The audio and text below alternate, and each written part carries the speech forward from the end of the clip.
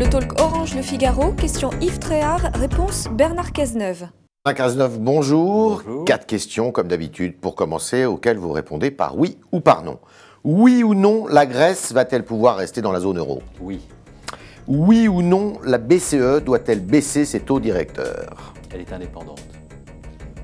Oui ou non, le gouvernement se trouve face à un tournant face à la crise? Non. Non. Oui ou non, la cohésion gouvernementale est-elle suffisante?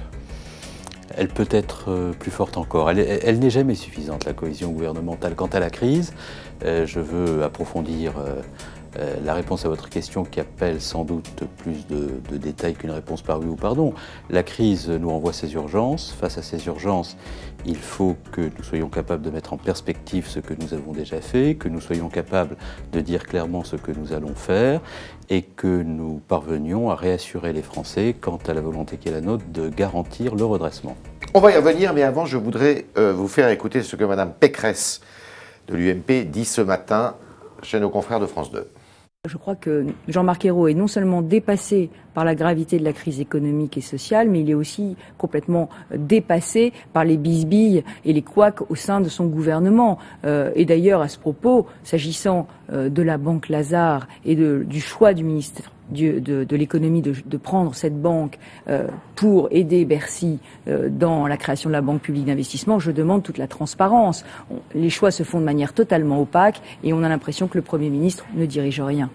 Alors, est-ce qu'il y a conflit d'intérêts? Liquidons cette histoire-là de Banque Lazare, qui est donc dirigée notamment par un monsieur qui s'appelle monsieur Pigasse, réputé proche de la gauche, et notamment de monsieur Montebourg. Est-ce qu'il y a un conflit d'intérêts? D'abord, j'ai vu Valérie Pécresse mieux inspirée dans les critiques qu'elle formulait. Elle est brillante, intelligente, elle pourrait mettre ses qualités au service d'une cause meilleure. Deuxièmement, Pierre Moscovici a expliqué les conditions dans lesquelles ce marché a été passé, parce qu'il s'agit d'une procédure de marché.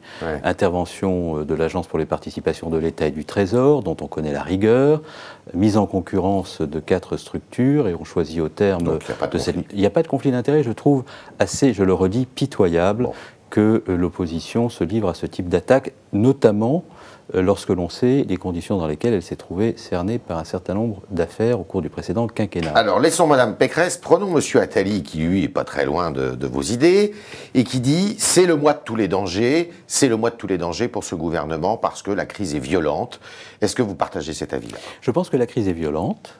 Je pense qu'elle nous envoie chaque jour ses défis et qu'il faut que face à la crise, nous soyons capables, de témoigner de la plus grande cohésion, de la plus grande responsabilité. Ce qui n'est pas le cas, donc. Non, je dis simplement que nous devons avoir cette exigence-là parce que ce que nous sommes individuellement face à la crise est moins important que ce que nous avons à faire ensemble pour la surmonter. Il faut plus de pédagogie? Je pense qu'il faut plus de pédagogie. Je pense qu'il faut que nous soyons les uns et les autres habités par le sens de l'État. Et encore une fois, le sens de l'État... C'est pas le cas, alors? Non, je dis qu'il faut que ce soit la méthode gouvernementale tout au long des 5 prochaines années. Ça fera d'ailleurs la différence avec la période qui vient de se clore.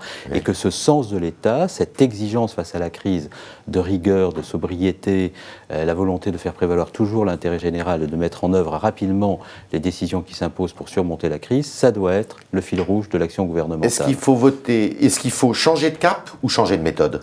Je pense qu'il ne faut ni changer de cap, ni changer de méthode. Il faut en revanche davantage expliquer ce que nous faisons. Le cap, c'est le redressement dans la justice. Ça veut dire quoi concrètement? Ça veut dire que nous devons poursuivre la réorientation de la politique européenne autour de la croissance et maintenir l'intégrité de la zone euro. La deuxième chose que nous devons faire, c'est créer les conditions de la restauration de notre compétitivité.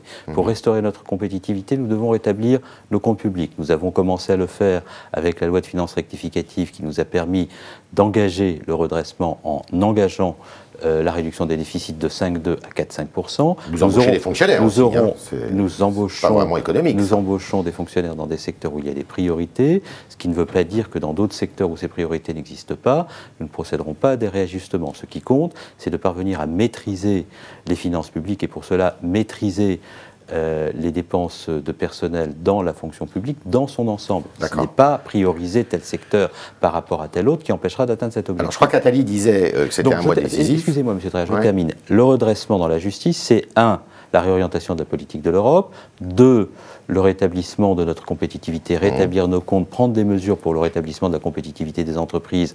Ça veut dire permettre des conditions de financement plus faciles lorsqu'elles innovent, banque publique d'investissement. Ça veut dire diminuer l'impôt qui pèse sur les entreprises, notamment celles qui innovent pour les rendre plus compétitives, la réforme de l'impôt sur les sociétés. Et ça veut dire aussi réfléchir, parce que c'est un élément de la compétitivité dans le dialogue social, aux charges, coûts qui pèsent sur les entreprises pour faire en sorte que dans la mondialisation, elles soient compétitives. C'est ce qu'a indiqué le président de la République à Châlons en Champagne, en indiquant que le dossier du coût du travail serait ouvert. Mois décisif, ça c'est sûr, et on arrive à la ratification du traité européen, qui a fait couler tellement d'encre. Si les Verts, comme beaucoup de Verts disent, des écologistes, on ne veut pas voter ça, c'est contre nos convictions, est-ce que s'ils ne votent pas, pour beaucoup d'entre eux, les Verts, Europe Écologie, les Verts doivent quitter le gouvernement? 2 éléments de réponse à cela. D'abord, je n'imagine pas une minute que des formations politiques qui sont engagées dans la majorité, qui voient le président de la République s'engager avec autant de force dans la réorientation de la politique de l'Union européenne, et qui voient le président de la République obtenir la mise en place d'un pacte de croissance, obtenir la mise en place de la supervision bancaire avec ses partenaires européens, obtenir des premières actions de solidarité monétaire et financière à travers la capacité du mécanisme européen de stabilité d'intervenir en recapitalisation directe des banques, ou la possibilité pour le Fonds européen de stabilité financière d'intervenir sur le marché secondaire des dettes souveraines. Donc vous n'imaginez pas quoi? Je n'imagine pas qu'il ne puisse pas intégrer la dimension de combat. Ça sera le cas? Je n'imagine pas qu'il ne puisse pas intégrer la dimension de combat qu'il y a dans ce travail que nous accomplissons. Je n'imagine pas une minute qu'il ne puisse pas intégrer qu'il y a d'autres étapes à franchir sur la croissance, les perspectives. Vous n'avez toujours pas répondu. Il quitte le gouvernement ou pas? Je termine. Il y a beaucoup à obtenir sur la croissance, les perspectives financières qui doivent nous aider à faire de la croissance en utilisant la taxe sur les transactions financières comme une ressource propre. Il faut aller au bout de l'union bancaire, résolution des crises bancaires, garantie des dépôts, et il faut aller plus loin dans l'union monétaire et financière pour plus de solidarité. Donc, qu'est-ce qu'ils doivent faire? Ils sont dans la majorité. Je n'imagine pas une minute qu'ils puissent ne pas avoir conscience du combat que nous menons, de ce qui a été engrangé, de ce qui reste à faire. Je pense qu'il est du rôle du gouvernement de convaincre l'ensemble de sa majorité de faire corps pour que la France ne soit pas affaiblie dans ce combat que nous menons. C'est le travail que j'ai devant moi comme ministre des Affaires européennes avec les formations de la majorité. J'ai bien l'intention de mener cette bataille avec l'objectif de la gagner. J'ai une dernière question. Et donc, par conséquent, j'appelle la majorité dans la crise, dans la difficulté, à faire bloc. Vous avez beaucoup de travail. Dernière question. Est-ce qu'à votre avis, le mandat... Pas moins que les gens de l'UMP face à la division entre leurs chefs. Est-ce qu'à votre avis, dans 5 ans, le mandat de François Hollande s'achèvera? Est-ce qu'on sera dans davantage de fédéralisme au niveau européen, ou est-ce que l'euro aura disparu? Je pense que nous devons achever le quinquennat avec une zone euro renforcée et davantage d'intégration politique. Alors, est-ce que davantage de fédéralisme, donc. Davantage d'intégration politique, ça peut... C'est un mot qui vous écorche, hein, que vous n'aimez pas. Hein. Non, parce qu'il faut savoir ce que l'on met. Les mots ont une épaisseur sémantique, ils ont une signification. Si le fédéralisme, ça veut dire moins d'évolution démocratique des pouvoirs entre des institutions européennes qui, elles, en auront plus sans avoir été élues, je ne suis pas favorable. Si, en revanche, c'est davantage d'intégration politique au profit d'institutions européennes qui auront été désignées démocratiquement, c'est-à-dire s'il y a plus de solidarité, plus de démocratie, alors il peut y avoir plus de transferts. Si vous appelez ça le fédéralisme démocratique, pourquoi pas? Je suis, moi, favorable à ce saut politique. Monsieur le ministre, merci. Bonne journée. C'est moi qui vous remercie.